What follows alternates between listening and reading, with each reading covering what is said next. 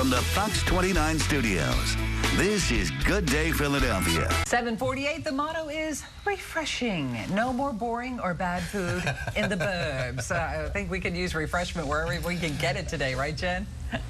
Absolutely. Okay, so we're in Glen Mills, and I just want you to see the space. Not Your Average Joe's will open officially on Monday, and a couple things kind of like, drew me in when the publicist said, we've got a restaurant that's a little bit different. First of all, Jeff, adorable, hi. Hi, Jen. And you drew me in, and I like the fact that you're working with community groups like the Westchester Food Cupboard. Good morning to you, Charlotte. Good morning. Okay, so tell me how this works. Basically, you guys will partner with community groups every Tuesday? Correct. We partner with community groups every Tuesday across all of our restaurants, and when we do an opening, it's a great opportunity to reach out to folks like the Westchester Food Cupboard and get them engaged in our opening party and get them engaged in a long-term relationship. So the party this weekend will benefit this organization, and one of the things that we wanted to talk to you about, it's the last week of school for many kids, and people think Westchester, fancy neighborhood, no one needs, assistance in any way, and you say that's quite the opposite, especially in the summer.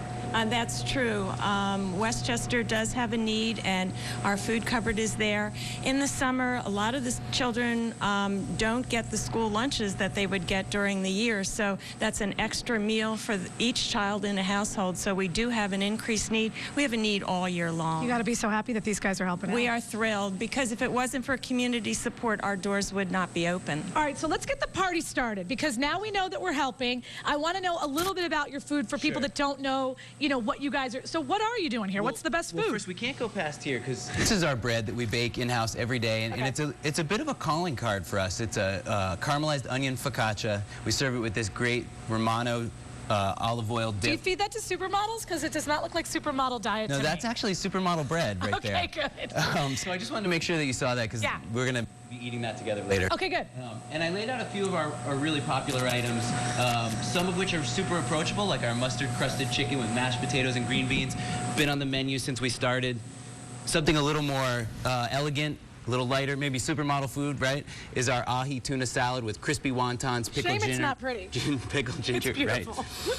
And then pan-seared scallops with a couscous, almost like a succotash with bacon and corn and snap peas. And then a fan favorite for an appetizer is our Caribbean buffalo chicken tenders. Super spicy, yummy, delicious. Yeah, it's cool. Sue said it, and I know that your motto is you don't want boring food in the burbs. And the thing that I like here is, like, if people are going to be a little adventuresome, it's cool, but it's not freaky-deaky food, right? When people try to get crazy in the burbs, they go a little freaky-deaky sometimes. We love bold flavors, bright colors, riffs on sort of traditional items. So our meatloaf is a little bit different than a traditional meatloaf. It's got cheese melting in the middle. They're little mini ones with crispy fried onions on top. So all the dishes that may sound somewhat familiar on the menu, we have our own little take on it. It's the Not Your Average Joe's approach. Okay, and then the other thing that I like is, you know how this is, Glen Mills, the people can be a little bit particular. Chad's Ford, they're very sophisticated. You do accommodate them in obviously food allergies and certain things in terms of their health, but you will accommodate and twist a little bit in case they need something different. Yeah, absolutely. We are a hospitality customer-driven company, and we started off as a very food-centric restaurant 20 years ago, and the food-centric aspect hasn't changed. We have chefs in every restaurant. Those chefs have the ability and the power to modify dishes as guests request. So our ability to accommodate, whether it's allergies or just preferences, or sometimes those kooky interests that a guest might have, we can do in any of our restaurants. This is good news, because my boss lives in this neighborhood, Marianne Vaughn, and she doesn't like fancy pants food every once in all the time. All right, so when she comes in, Now, we don't want to turn on the oven or the stove today because it's too hot. When can we go and eat there? You can. There's a party this weekend, right? Can people come in this weekend, or is it an invitation thing? This weekend's invitation only. So Monday, when it gets hot on Monday, Sue. Okay. Yes. Thank you.